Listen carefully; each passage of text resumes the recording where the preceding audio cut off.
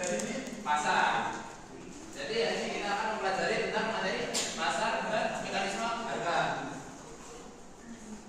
Oke, lanjut ke tujuan pelajaran hari ini, yaitu pertama menjelaskan pengertian pasar, yang kedua untuk menjelaskan hukum permintaan dan penawaran, yang ketiga menjelaskan hukum permintaan dan penawaran, yang keempat memahami harga keseimbangan. Oke, di sini dari teman-teman di sini apakah ada yang pernah belajar di pasar atau pernah belajar di Shopee? Pernah ya? Nah, belajar di pasar nasional atau di Shopee itu adalah termasuk salah satu contoh dari jenis-jenis pasar itu sendiri. Nah, selanjutnya apa itu pasar? Ada yang tahu? Boleh Mas ya. Jadi pasar sendiri itu tempat bertemunya penjual dan pembeli, Pak, secara simpelnya, Pak. Untuk apa? Untuk apa? Untuk menghasilkan keuntungan. Ya, bagus sekali Mas Dian jawabannya.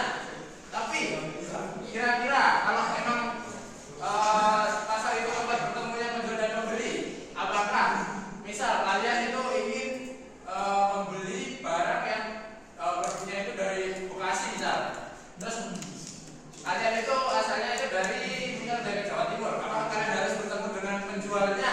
Tidak kan? Nah, kalau begitu apa sih itu sebenarnya yang apa itu sebenarnya pasar itu? Boleh Mas?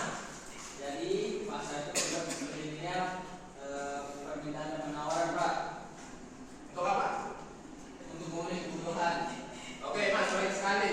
Jadi pasar itu adalah tempat terjadinya permintaan dan penawaran antara barang atau jasa untuk memenuhi kebutuhan hidup. Nah,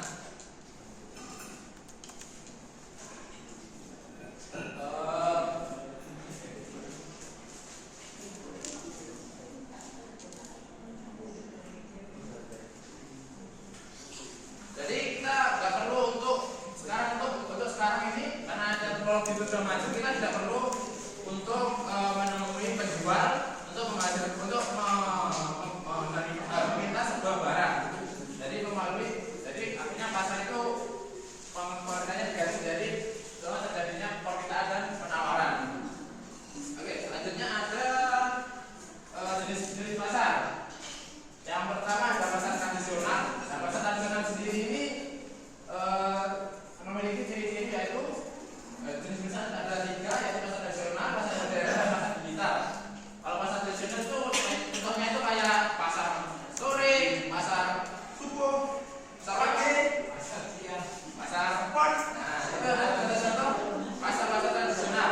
Nah, kalau pasar tradisional itu tempat transaksinya itu langsung, jadi mereka langsung transaksi antara penjual dan pembeli.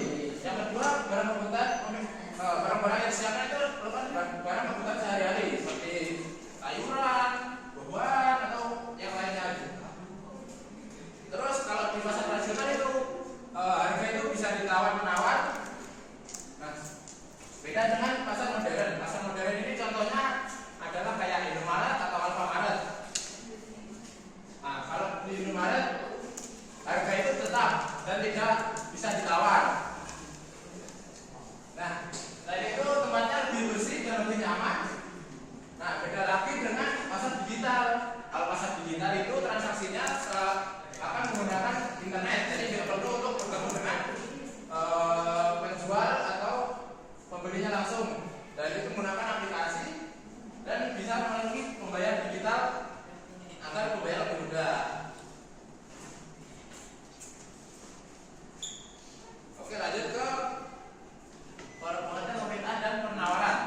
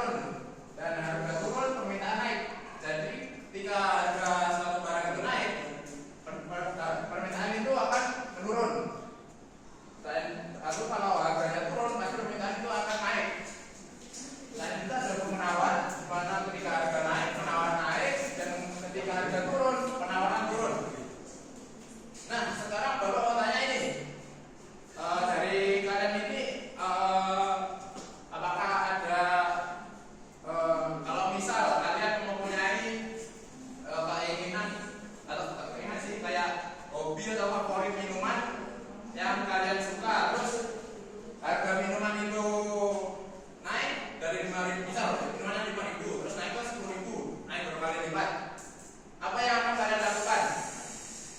Ada kalian bisa menjawab?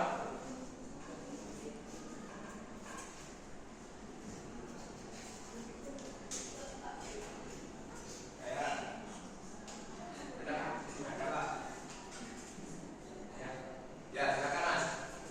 Ketika harga minuman saya itu naik 2 kali lipat, kemungkinan saya akan menunda pembelian atau mungkin hanya membeli kalau benar-benar butuh Pak, atau bahkan bisa mencari minuman lain yang lebih murah Pak. Oke, terima kasih Mas, jawabannya bagus sekali ya. Nah, begitupun Masnya pun bilang kalau kalau minuman yang favoritnya itu naik 2 kali lipat, pasti mereka akan menunda untuk membeli minuman tersebut, menunggu harganya turun. Nah, begitupun sebaliknya ketika harga turun, itu permintaan bisa naik. Nah, sekarang untuk hukum penawaran. Bapak mau tanya, kalau semisal nih kalian menjadi seorang produsen petani cabai, terus harga cabai itu naik, apa yang kalian lakukan sebagai produsen? Mas, silakan Mas. Saya akan menambah jumlah barang yang saya tawarkan Pak, karena ketika harga naik keuntungan yang didapatkan juga lebih besar. Jadi saya akan memotivasi untuk memproduksi dan menawarkan lebih banyak supaya bisa mendapatkan keuntungan yang maksimal Pak. Baik, bagus sekali Mas. Jadi ketika kita menjadi seorang produsen, terus harga naik, pasti kita akan ikut menaikkan harga karena kita ingin mencari sebuah keuntungan yang lebih banyak. Begitupun sebaliknya, ketika harga turun, pasti kita akan juga akan menawarkan barang yang lebih sedikit karena takut rugi. Oke, lanjut ke ukuran permintaan.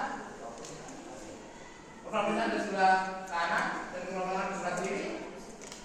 Nah, kalau ukuran permintaan itu yang dari sudutnya dulu, yang sudut vertikal itu adalah harga, dengan yang horizontal itu adalah kuantitas atau barang yang diminta. Nah, kalau ukuran permintaan sendiri itu ukurannya akan dari kiri atas ke kanan bawah. Kenapa begitu? Soalnya kita lihat mulai dari titik A jumlah yang diminta 100, terus harganya 10.000. Jadi ketika harganya 10.000, barang yang diminta itu cuma 100. Sedangkan ketika kita lihat di titik E, ketika barang harganya cuma 2.000, barang yang diminta itu menjadi 180. Nah, begitupun dari ukuran penawaran. Ukuran penawaran sendiri itu dari titik A dulu, ukurannya dari kiri bawah ke kanan atas, kebalikannya ya. Jadi kalau ini dari titik E itu ketika barang harganya 2.000, produsen itu akan menawarkan lebih sedikit barang sebanyak 100. Nah, kalau harganya 10.000, pasti produsen itu akan menaikkan penawaran barangnya menjadi 180.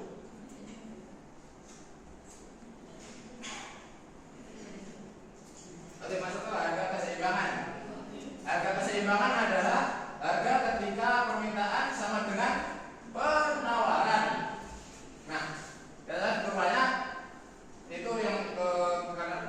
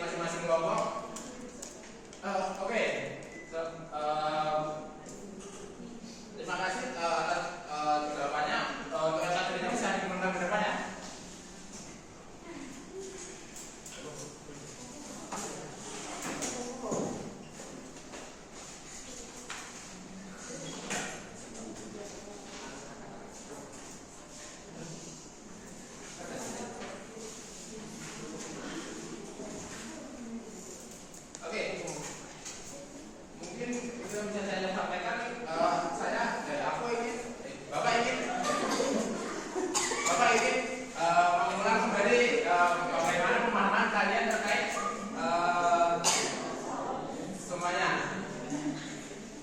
Yang pertama apa? Pasar itu adalah tempat terjadinya permintaan dan penawaran untuk memenuhi kebutuhan hidup. Nah, selanjutnya jenis-jenis pasar tadi ada 3 apa aja jenis pasar? Pasar tradisi,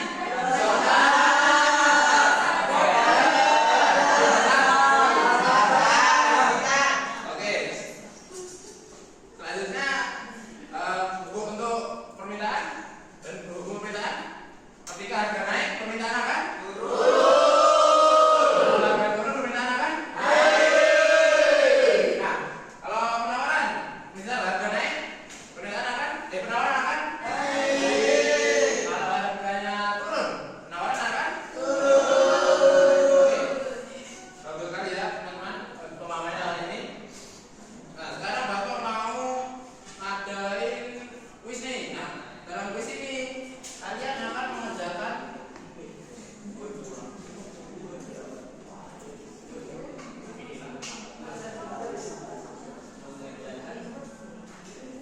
kita ya. Oke, anak-anak bisa untuk menyampaikan juga ini ya. Ya. Nanti aku ada reward ini bagi nanti yang antara modul 1, 2 dan 3.